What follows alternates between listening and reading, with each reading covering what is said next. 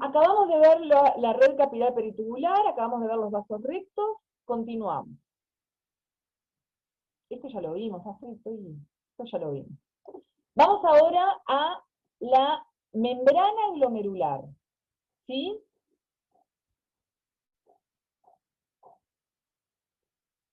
A la membrana glomerular.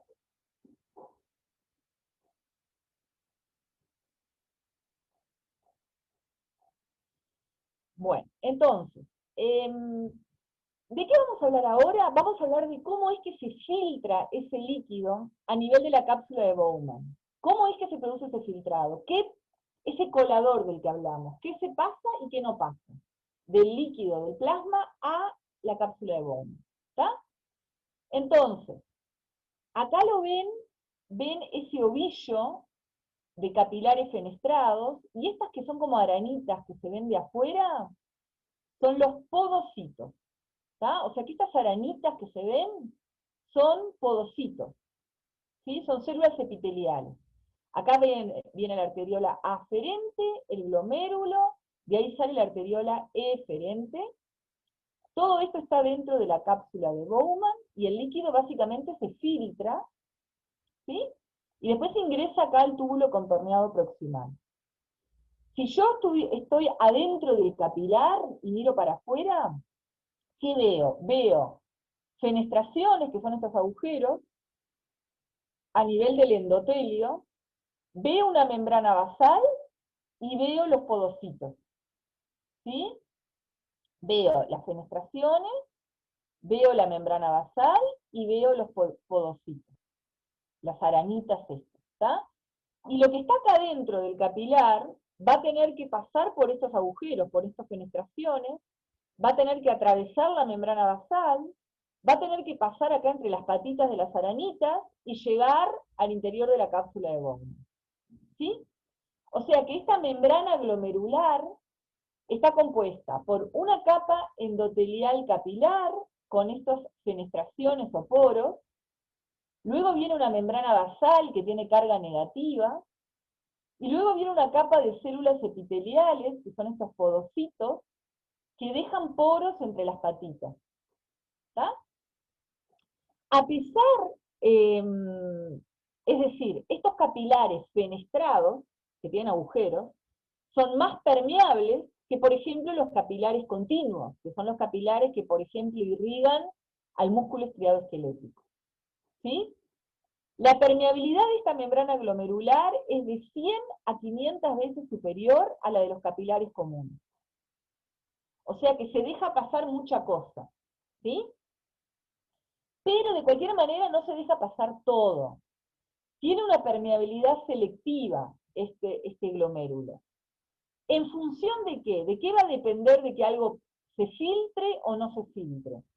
Del tamaño de las macromoléculas, del tamaño de lo que estamos hablando, y de la carga de la membrana basal. Por ejemplo, todos los elementos formes de la sangre, los glóbulos rojos, los glóbulos blancos, las plaquetas, no se filtran, no pasan de la sangre a la cápsula de Bowman, ¿sí? Y las sustancias que están disueltas en el plasma, recuerden que las sustancias más grandes que están disueltas en el plasma son las proteínas plasmáticas, ¿sí? O sea, las sustancias más grandes que están disueltas en el plasma son las proteínas plasmáticas. De ellas, la proteína plasmática más abundante y más pequeña a la vez es la albúmina. La albúmina es la proteína plasmática más pequeña y más abundante. Por el tamaño, la albúmina podría pasar por estas fenestraciones. ¿Sí? O sea que la albúmina, por el tamaño, podría atravesar las fenestraciones y llegar a la cápsula de Bowman. ¿Sí? Si mal no recuerdo, mide algo así como 8 nanómetros estas fenestraciones. Pero por la carga, como la albúmina es negativa y la membrana basal es negativa, no pasa la albúmina. O sea que por el tamaño puede, pero por la carga, como es negativa, es repelida por la membrana basal, y la albúmina, si todo anda bien, no se filtra a la cápsula de Bowman. ¿Está? Entonces, teniendo en cuenta todo esto, ¿qué es lo que se filtró y qué es lo que no se filtró? Como dice acá, la membrana glomerular es prácticamente impermeable a todas las proteínas plasmáticas. O sea, no puedo decir completamente, porque alguna que otra albúmina capaz que sí se filtra, pero en general la mayoría de las proteínas plasmáticas no se filtran, pero es muy permeable al resto de las sustancias disueltas en el plasma. O sea que todo el resto de cosas que hay en el plasma, aminoácidos, glucosa, iones, todo el resto sí se filtra. ¿Tá? ¿Qué quiere decir? Que la composición del filtrado glomerular es la misma que la del plasma, excepto porque no tiene proteínas plasmáticas. O sea que lo que se filtra es muy parecido al plasma, con la única diferencia de que ahí no hay proteínas plasmáticas. ¿Por qué no hay? Porque la mayoría son más grandes que las fenestraciones, y por lo tanto no pueden pasar la fenestración. Y la albúmina, que sí pueden pasar por el tamaño, no se filtra por la carga, porque es negativa. ¿Tá? Entonces el filtrado glomerular es muy parecido al plasma, salvo que no tiene proteínas plasmáticas. ¿Quedó claro? Sigamos. Bien. Es importante, recuerden que habíamos visto acá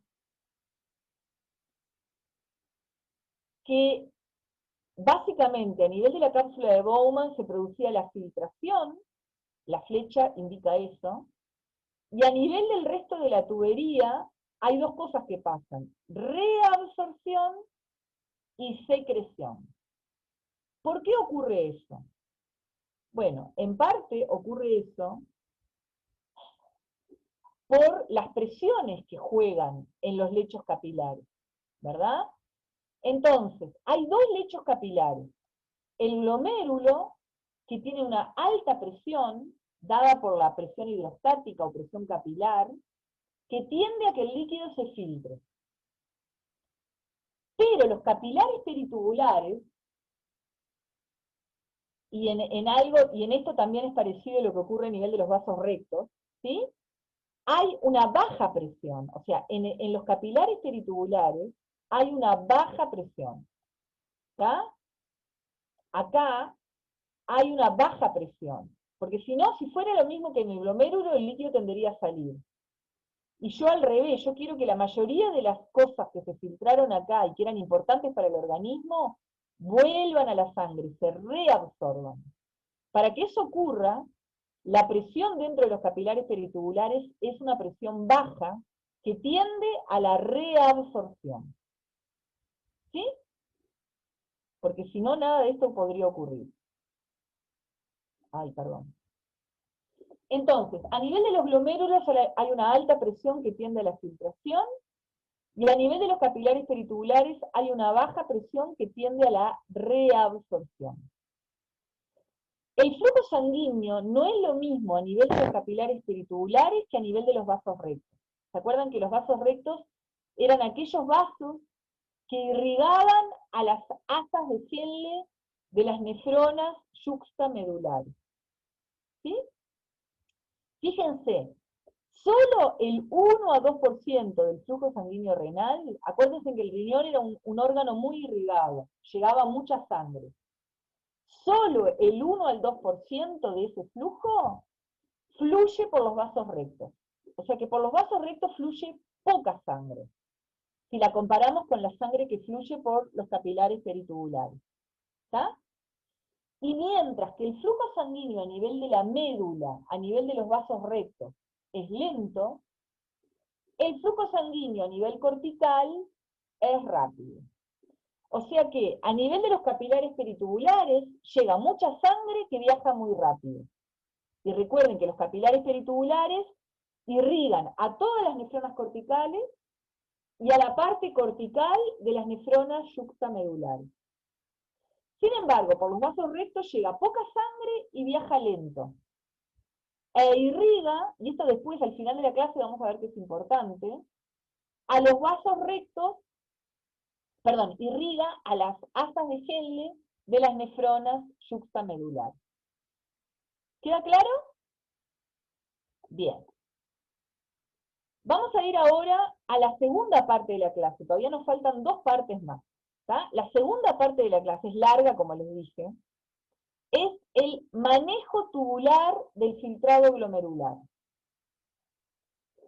O sea, ¿de qué vamos a hablar ahora en esta segunda parte? Vamos a hablar de esto, de qué hacen los túbulos con las cosas que se filtraron, de cómo hay sustancias que se van a reabsorber y cómo hay sustancias que se van a secretar. Vamos a hablar en detalle de lo que pasa acá, a nivel de la tubería. ¿Está? Bien, entonces, para eso tenemos que tener algunas ideas claras. ¿Está? Por ejemplo, más del 99% del agua que se contenida en el filtrado glomerular se va a reabsorber a nivel tubular. Recuerden que dijimos que a nivel del glomérulo se filtra casi todo, menos las proteínas plasmáticas.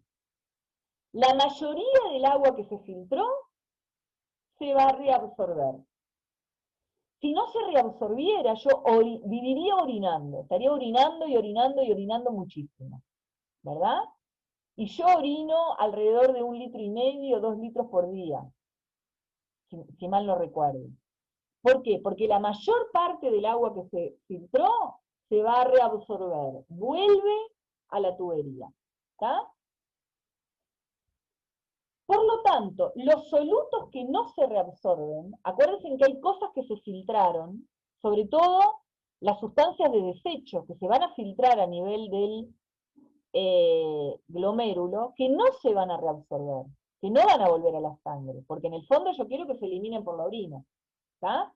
Esos solutos que no se reabsorben se van a concentrar 99 veces.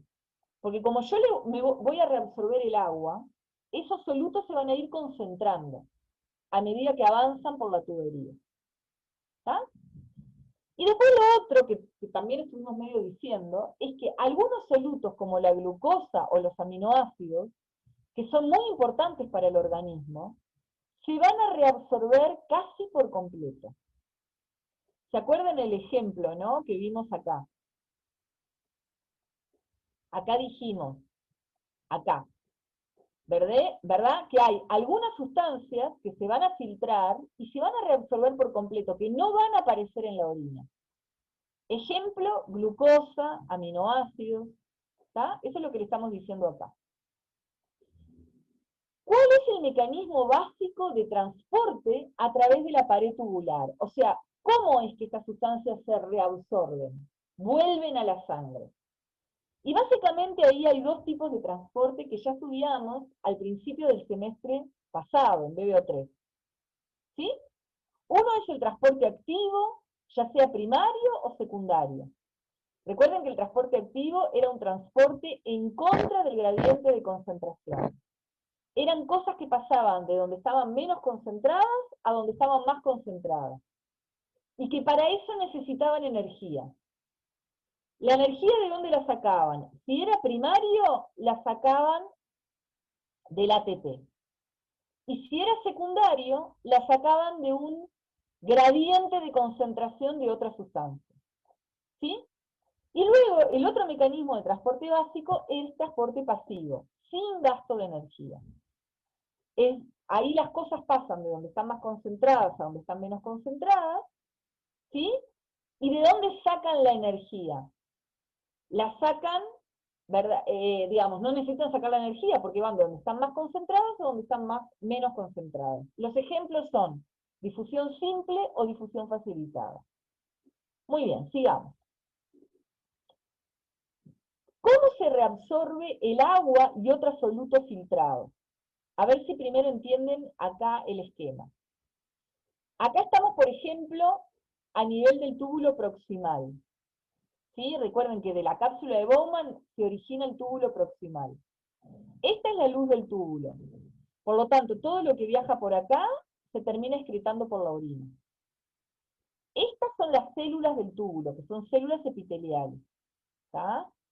Fíjense que estas células epiteliales, acá está medio borroneado, pero tienen todo un borde en cepillo. ¿verdad? Que da a la luz del túbulo. Y están unidas acá a través de uniones más o menos herméticas. ¿Sí? Y esto es el tejido conjuntivo que está por debajo de esas células tubulares, y acá tenemos los capilares. ¿Sí? Y fíjense que estas uniones hacen que estas células tubulares tengan una membrana que se puede llamar membrana apical o luminal, que es la membrana que da la luz del túbulo, y una membrana vasolateral, que es toda esta membrana que da hacia el conjuntivo. ¿Sí? Ahí, en esa membrana vasolateral, ¿qué van a ver? Muchas bombas de sodio y potasio. O sea, acuérdense que ¿qué hacían las bombas de sodio y potasio que utilizaban ATP? Sacaban sodio, sacaban 3 sodios y metían 2 potasios, en contra del gradiente de concentración. O sea que en toda esta membrana vasolateral hay muchas bombas de sodio y potasio. ¿Sí? Y en definitiva, para que una sustancia se reabsorba, una sustancia, por ejemplo, el sodio que está acá, yo quiero que termine yendo a la sangre. Por un lado necesito que la presión acá sea una presión baja, para que el líquido pueda entrar. Sea una presión de reabsorción. Que eso de hecho ocurre en los capilares peritubulares. ¿Y por dónde puede reabsorberse el sodio? Lo puede hacer a través de una vía transcelular, a través de las células. Fíjense que para eso tiene que atravesar la membrana luminal, ir a la célula, y de ahí atravesar la membrana basal, y de ahí ir a la sangre. O lo puede hacer entre las células. A eso se le llama vía paracelular. En vez de ir a través de las células, va entre las células. A través de estas uniones entre las células. ¿Está? Entonces, los solutos son transportados a través de las células, vía transcelular, puede ser por difusión pasiva o mediante transporte activo. Eso va a depender del soluto y va a depender de la célula. ¿Está? O también el soluto puede ir por estas uniones intercelulares vía paracelular. En ese caso viaja por difusión, de donde hay más a donde hay menos, por difusión simple.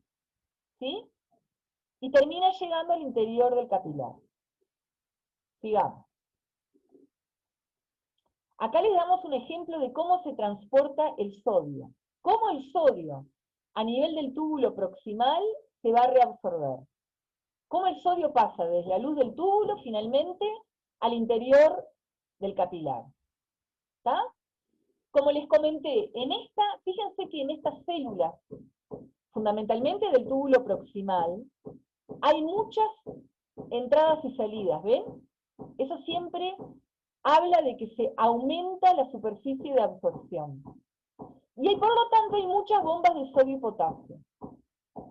¿Qué hacen las bombas de sodio y potasio utilizando ATP? Sacan 3 sodios en contra del gradiente de concentración, porque acuérdense que había mucho sodio afuera, y meten 2 potasios en contra de su gradiente de concentración, porque recuerden que había mucho potasio adentro. Eso es lo que hacen las bombas de sodio y potasio. Y hay muchas acá, en la membrana vasolateral. ¿Está? Entonces, el sodio va a ir a la sangre. ¿Está? Y gracias a esta bomba de sodio y potasio, se genera poca concentración de sodio en el interior de la sangre. Perdón, en el interior de la célula. Por lo tanto, el sodio que se filtró acá, siempre va a estar más concentrado que el sodio que hay acá en el interior de la célula. Y ahí el sodio va a entrar, o por vía transcelular o por vía paracelular. Si entra por vía transcelular, esta bomba lo va a terminar sacando y metiendo en la sangre. Y si va por vía paracelular, directamente va a llegar a la sangre. ¿Sí? Lo importante es que esta bomba de sodio y potasio genera que en este citoplasma haya poco sodio. ¿Sí? Y genera también, como ya lo vimos en BBO3, una carga negativa, recuerden, era negativo la membrana en el interior respecto al exterior. ¿Sí? Muy bien. Entonces, ¿de qué manera se transportan las cosas? Sobre todo en el túbulo proximal, porque es ahí donde se va a reabsorber la mayoría del filtrado glomerular. ¿Sí? Puede ser por transporte, muchas sustancias que se transportan por un mecanismo de transporte activo secundario. Veamos, esta sería la luz del túbulo proximal, estas son las células del túbulo proximal, esta es la membrana basal y acá está la sangre. ¿Está? Por ejemplo, tanto la glucosa como los aminoácidos se filtraron a nivel de la cápsula de Bowman, pero se van a reabsorber completamente a nivel del túbulo proximal. Toda la glucosa y todos los aminoácidos vuelven a la sangre a nivel del túbulo proximal. ¿Sí? Entonces, ¿cómo es que ocurre esto? Bueno, recuerden de que yo tenía acá el interior de la célula con poco sodio. ¿Por qué había poco sodio en el interior de la célula? Porque en la membrana basolateral había bombas de sodio y potasio que sacaban sodio utilizando ATP y que dejaban una baja concentración de sodio en el interior de la célula. Entonces, ¿eso qué determina? Que a nivel de la membrana apical se genere un gradiente de concentración de sodio, es decir, que haya más sodio en la luz del túbulo que en el interior de la célula. ¿Estamos de acuerdo? ¿Vamos entendiendo? Entonces, ese gradiente de concentración, que en el fondo fue generado por la bomba de sodio y potasio que utilizó ATP acá, ¿por quién es utilizado para entrar a la célula? Tanto por la glucosa como por los aminoácidos. ¿Qué ejemplo sería esto? Sería ejemplo de un cotransporte. ¿Se acuerdan que lo vimos al principio de BBO3? Acá en la membrana apical hay transportadores, que son transportadores activos, que quieren meter glucosa desde la luz del túbulo al interior de la célula. De donde hay menos a donde hay más. Por eso es un transporte activo. Quieren meter aminoácidos desde el interior, desde la luz del túbulo al interior de la célula. De donde hay menos a donde hay más. Por eso necesitan energía de algún lado. ¿De dónde sacan la energía? Del gradiente de concentración del sodio. Del hecho de que acá se generó un gradiente de concentración. El sodio va a ir de donde hay más a donde hay menos. El sodio va a ir de donde hay más a donde hay menos.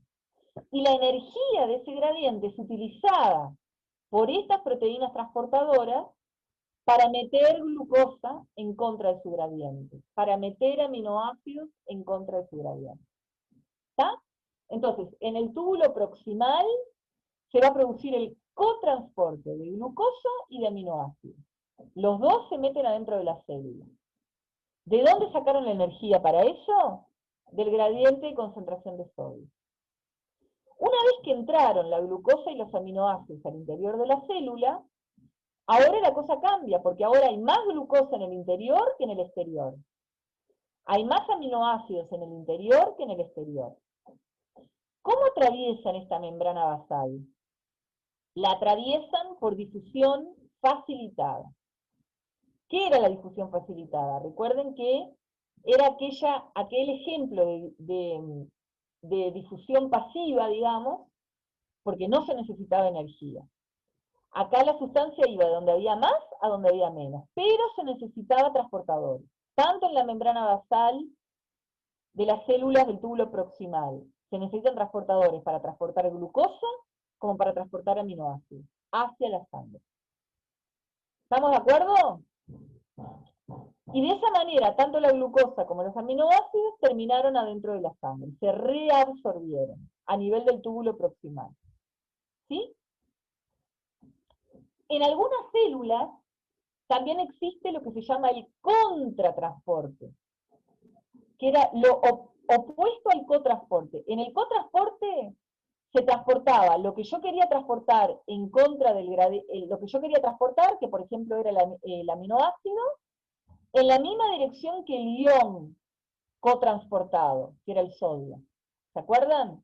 Del gradiente de sodio yo sacaba la energía, pero sacaba la energía para transportar el aminoácido, donde había menos o donde había más. Eso se llamaba cotransporte. Cuando el ion se transporta en una dirección, pero la sustancia a transportar va en dirección opuesta, se llamaba contratransporte. Acá el ejemplo de los hidrogeniones. Acá los hidrogeniones no se reabsorben, no van a la sangre, al revés, se secretan, van hacia la luz del túbulo, de donde hay menos a donde hay más. ¿De dónde saco la energía para sacar hidrogeniones de donde hay menos a donde hay más? Del gradiente de concentración de sodio. Y obviamente necesito proteínas que lo hagan, proteínas transportadoras. Como dice acá, en algunas células epiteliales existe el contratransporte, por ejemplo, de hidrogeniones. ¿Vamos bien, chiquilines? ¿Me van siguiendo? Porque entiendo que es difícil y que es mucho. Dudas, cosas me paran, ¿eh? Bueno, sigamos. Entonces, vamos a hablar un poco de lo que es la carga tubular. Vamos a hablar de, por ejemplo, para la glucosa. Vieron que yo les dije que a nivel de la cápsula de Bowman se filtra mucha glucosa y se reabsorbe totalmente. No va a aparecer glucosa en la orina. ¿Tá? Entonces, siguiendo ese ejemplo, vamos a hablar un poquito de lo que es el efecto de la carga tubular y el transporte tubular máximo. A ese transporte tubular máximo también se le llama TM, transporte tubular máximo en la composición de la orina. ¿Sí? ¿Qué es la carga tubular de una sustancia? ¿Qué es la carga tubular de una sustancia? Es la cantidad total de la misma que se filtra a través de la membrana glomerular por minuto. Si yo pienso en la glucosa, ¿qué es la carga tubular? Es la cantidad de glucosa que se filtró a nivel de la cápsula de Bowman por minuto. Esa es la carga tubular. ¿Está? A ver si me siguen con esto. Cada sustancia reabsorbida o secretada de forma activa necesita de un sistema específico de transporte. Por ejemplo, si yo hablo de la glucosa, ¿de qué va a depender de cuánta glucosa se va a reabsorber? En el fondo va a depender de cuántas proteínas transportadoras voy a tener. ¿Estamos de acuerdo? ¿Por qué se reabsorbe la glucosa? Porque yo tengo esta proteína transportadora para reabsorberla. Entonces, ¿cuánta glucosa se va a reabsorber? Bueno, depende de cuántas proteínas transportadoras voy a tener. ¿Tá? Eso es lo que quiere decir esta segunda frase. ¿Tá? Cada sustancia reabsorbida o secretada de forma activa necesita de un sistema específico de transporte. Para estas sustancias, entonces, existe una capacidad máxima de transporte, o TM. ¿Cuánta glucosa se va a reabsorber? ¿Verdad? ¿Cuánta glucosa va a pasar de la luz del túbulo proximal a la sangre? ¿Cuánta? Bueno, eso es el TM de la glucosa, es la capacidad máxima de transporte de la glucosa. Y para la glucosa es de 320 miligramos por minuto. ¿Está? Es como, yo siempre doy el ejemplo de cuando voy al Parque Rodó, a la rueda gigante. Yo voy con mi hijo a la rueda gigante, ¿verdad? Y yo quiero ir a la rueda gigante. Y la rueda gigante tiene 20 sillitas, ¿sí? 20 sillitas. Por lo tanto, entran 2 personas, entran 40 personas en la rueda gigante. Si yo tengo una fila de 100 antes, no, por más que quiera, yo no voy a poder ir a la rueda gigante. Lo mismo pasa con la glucosa. La glucosa se quiere reabsorber. ¿Estamos de acuerdo? Pero si todas las proteínas transportadoras que hay están transportando glucosa, la glucosa no va a poder reabsorberse si el sistema está saturado, si todas las proteínas transportadoras están transportando glucosa. si el TM está saturado. ¿Está? Entonces, el TM de la glucosa es de 320 miligramos por minuto. Si sigue filtrándose glucosa y todas las proteínas están entrando glucosa, bueno, se va a saturar el sistema, no va a poder reabsorberse esa glucosa. ¿Y qué va a aparecer con esa glucosa? Va a aparecer en la orina. ¿Está? Habitualmente la glucosa se reabsorbe totalmente. Habitualmente, en una persona normal, con glicemia normal, ¿sí? La glucosa que se filtra es reabsorbida completamente y no aparece en la orina, ¿verdad? Pero si yo soy diabético, si yo tengo una hiperglicemia, si yo tengo más glucosa en la orina, se va a filtrar más de lo normal. Y si se filtra más de lo normal, se supera la capacidad de reabsorción de la glucosa. Y si se supera la capacidad de reabsorción de la glucosa, ¿qué va a pasar? Va a aparecer glucosa en la orina. ¿Me siguen? Y ese es uno de los signos que ocurren en el diabético. En el diabético, además de haber, eh, además de haber hiperglicemia, más glucosa en la orina de lo normal, hiperglicemia, hay unos signos. El diabético, ¿qué tiene? Tiene polidipsia, poliuria y polifagia. Polidipsia, toma mucha agua. Poliuria, orina mucho. Polifagia, come mucho. ¿Y por qué orina mucho? Entre otras cosas, porque va a aparecer glucosa en la orina, y la glucosa por ósmosis va a traer agua. Entonces se va a orinar mucha agua. Y por eso la persona continuamente está tomando agua. ¿Está? Entonces, resumiendo esta parte, normalmente no debería aparecer glucosa en la orina, porque la glucosa que se filtra siempre es menos que la capacidad que tiene el organismo de reabsorberla. En un diabético hay demasiada glucosa, se filtra más, se supera la capacidad de reabsorción y comienza a aparecer glucosa en la orina. ¿Queda claro la idea? Bien. Vamos a meterle un poco pata, nos falta todavía bastante, y por eso por ahora no puedo hacer ningún recreo. Vamos a seguir. ¿Tá? Vamos a hablar ahora de la capacidad absortiva de los distintos segmentos tubulares. Voy a ir rápido con esto, tratar de ir rápido. A ver si me siguen. ¿Qué quiere decir? Una vez que una sustancia se filtró y empieza a viajar por toda la tubería, cómo hay diferentes partes de la tubería que pueden absorber más cosas y cómo algunas pueden absorber menos. ¿Está? Vamos. Vamos a ir al epitelio del túbulo proximal. ¿Está? Una vez que se sale de la cápsula de Bowman, llegamos al túbulo proximal. Ahí la mayoría de las sustancias que se filtraron se van a reabsorber. ¿Está? Como dice acá, aproximadamente el 65% del filtrado glomerular se reabsorbe en el túbulo proximal. Las células del túbulo proximal son células que tienen gran actividad metabólica. ¿Cómo me doy cuenta? Son células que tienen muchas mitocondrias. Tienen un borde en cepillo muy extenso. Son células altas. ¿Está? Eso me dice que acá pasa mucho, que acá estas células hacen mucho. ¿Qué se reabsorbe a este nivel? Glucosa, aminoácidos, como acabamos de ver, ¿sí? Pero no solo eso, agua, sodio, cloruro, bicarbonato, potasio. Todas estas cosas pasan de la luz del túbulo a la sangre. Y también se secretan cosas ahí, entre otras, hidrogeniones.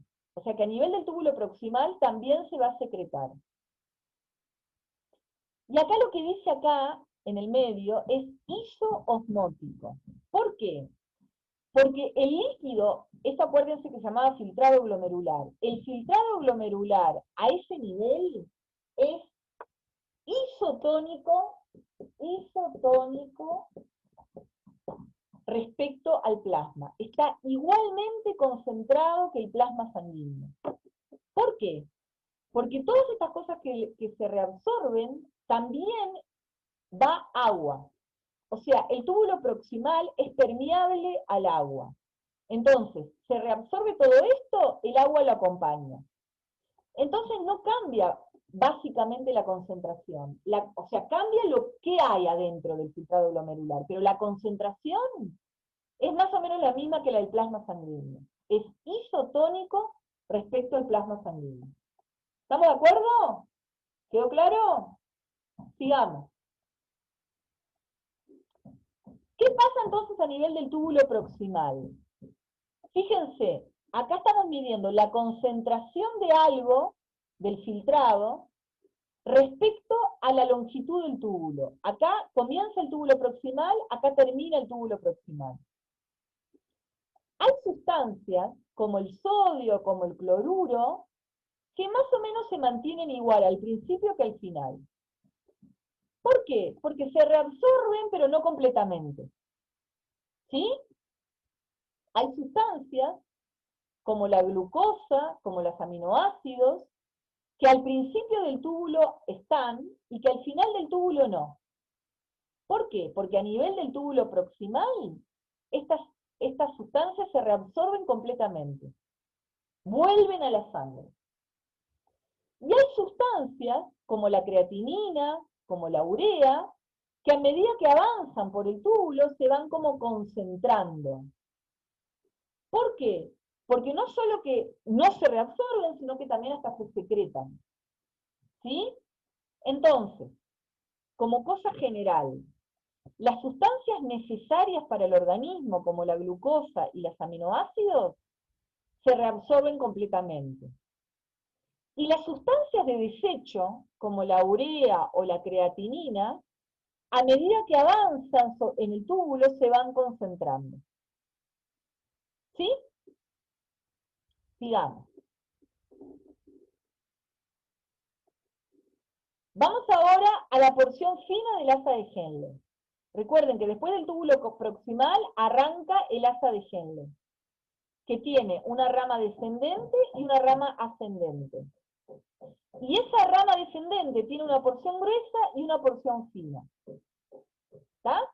O sea que hay una porción fina descendente, hay una porción fina ascendente. ¿Sí?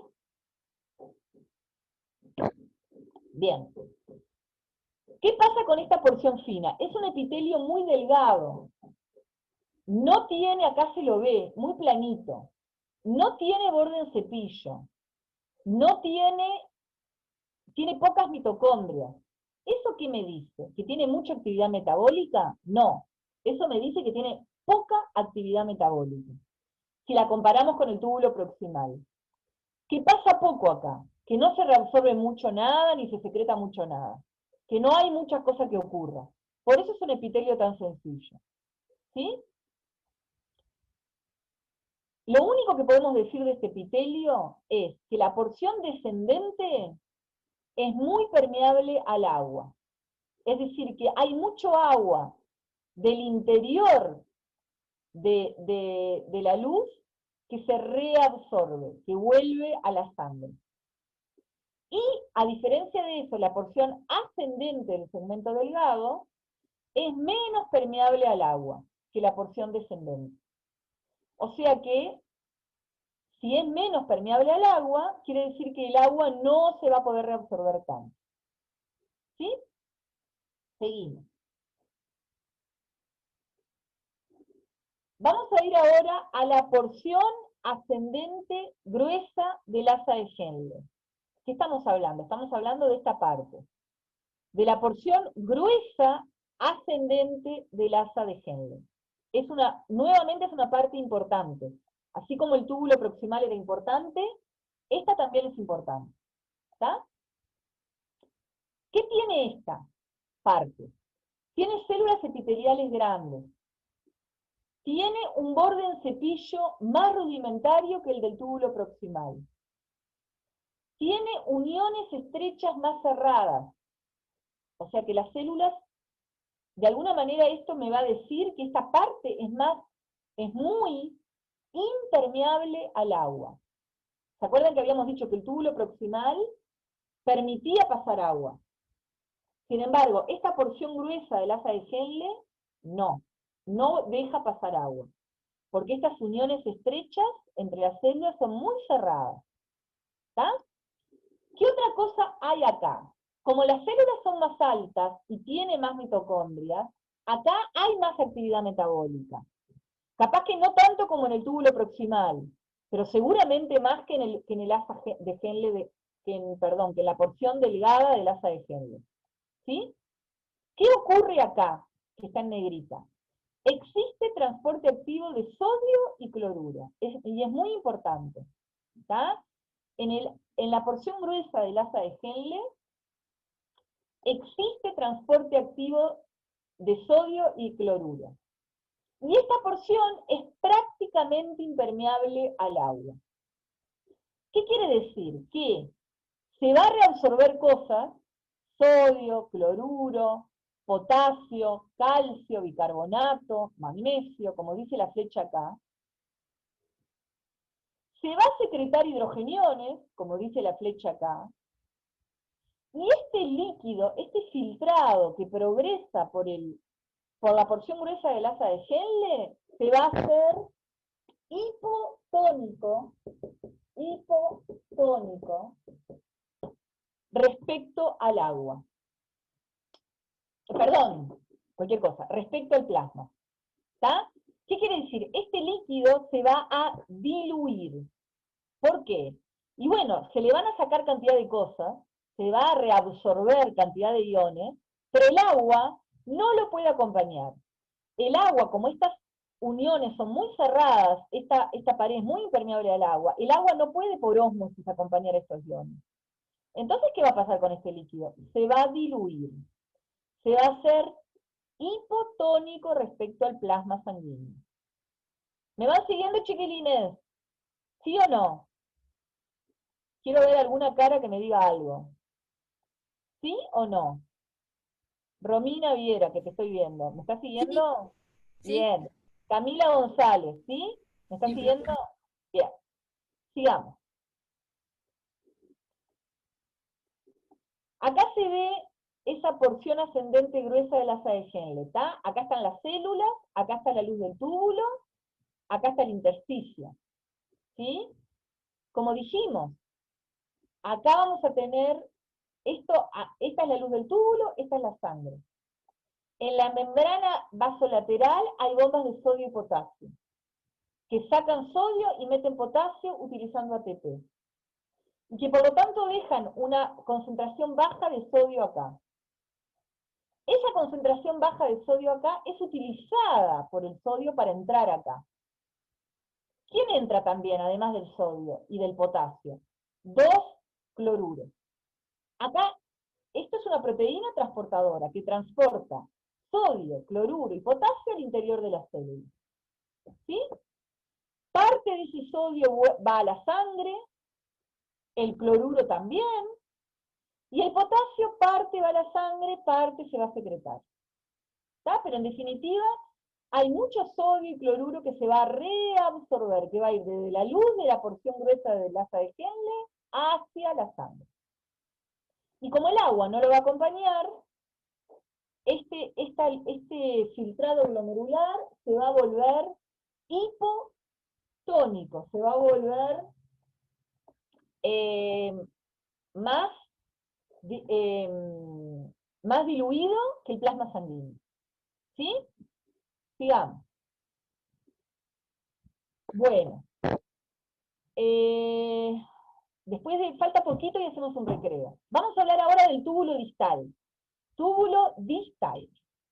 El túbulo distal sigue después de la porción gruesa del asa de Henle. Recuerden que era aquel túbulo que estaba en el ángulo entre la arteriola aferente y la arteriola eferente. Recuerden que ahí eh, estaba el aparato yuxtaglomerular. Ese túbulo distal se puede dividir en dos partes, que son diferentes funcionalmente hablando. Una primera parte que se llama segmento dilutor, ¿está? Y una segunda parte que es la porción fina del túbulo distal. El segmento dilutor es como muy parecido al asa de Henle. Es la primera mitad del túbulo es parecido al asa de Henle, y lo que podemos decir es que prácticamente, igual que el asa de Henle, es prácticamente impermeable al agua. ¿Tá? Por eso es dilutor, porque lo que va por ahí se va a diluir, segmento dilutor. ¿Tá? La otra porción, la porción fina del túbulo distal, funcionalmente es parecido al túbulo colector cortical. ¿Se acuerdan que el túbulo colector tenía una parte en la corteza y una parte en la médula? O sea que funcionalmente el túbulo, la porción fina del túbulo distal se parece al túbulo colector cortical. ¿Qué pasa ahí? Que también es una parte importante.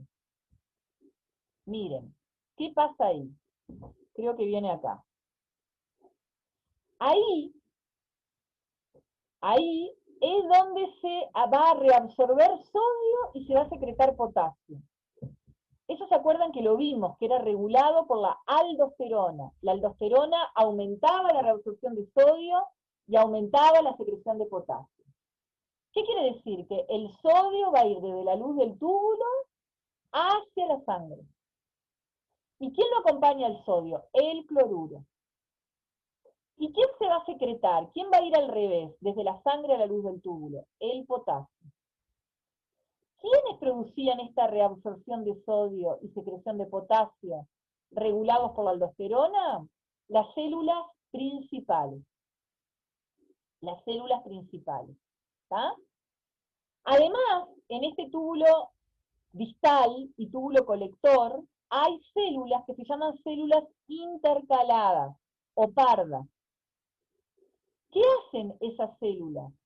Secretan hidrogeniones por secreción activa primaria, gracias a unas bombas de hidrogeniones. ¿Está? De esa manera, ¿qué controlan? Controlan cuánta acidez se va por la orina. Y de esa forma, en el fondo, controlan el pH del organismo. Va a haber orinas más ácidas, con un pH menor y más hidrogeniones, y orinas más básicas, con un pH mayor y menos hidrogeniones. ¿Sí? O sea que se produce secreción activa primaria de hidrogeniones. ¿Qué otra cosa es muy importante de decir de esta parte de la nefrona, del túbulo distal y el túbulo colector? Que como está acá en negrita, son prácticamente impermeables al agua en ausencia de antidiuréticos. O sea que la permeabilidad de esta parte depende de si hay o no hay antidiurética, que era una hormona que habíamos estudiado antes. ¿Tá? Que como dice la palabra, impide la diuresis, impide que el agua se vaya por la orina. La permeabilidad de esta parte depende de si hay o no hay antidiurética. ¿Tá? Entonces son prácticamente impermeables al agua cuando no hay antidiurética. Pero son permeables cuando está presente esta hormona. ¿Tá? Prácticamente impermeables al agua en ausencia de antidiurética, pero son permeables cuando está presente esta hormona. Bien.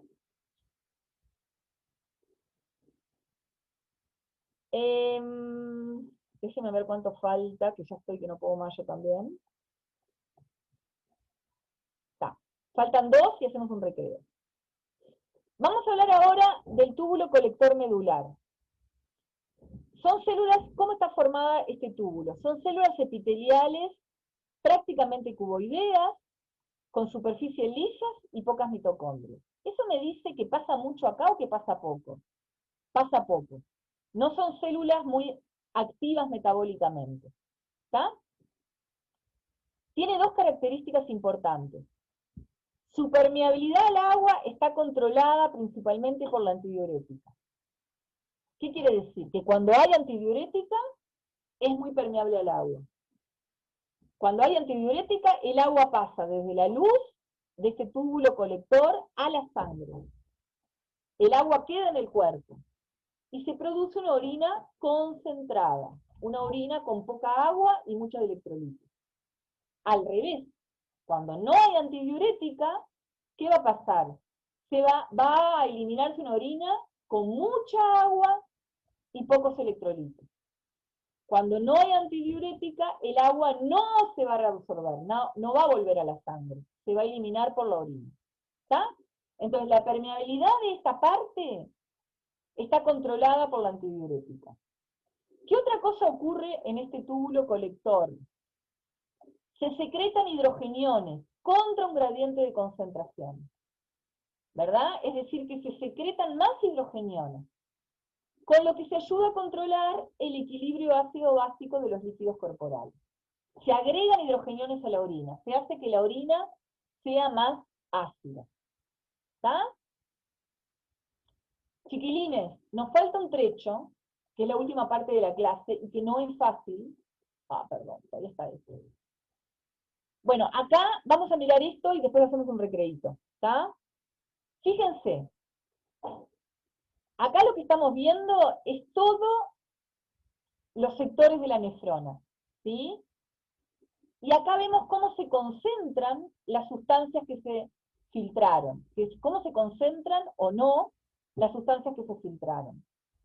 Tenemos el túbulo proximal, tenemos el asa de Henle, tenemos el túbulo distal y tenemos el túbulo colector.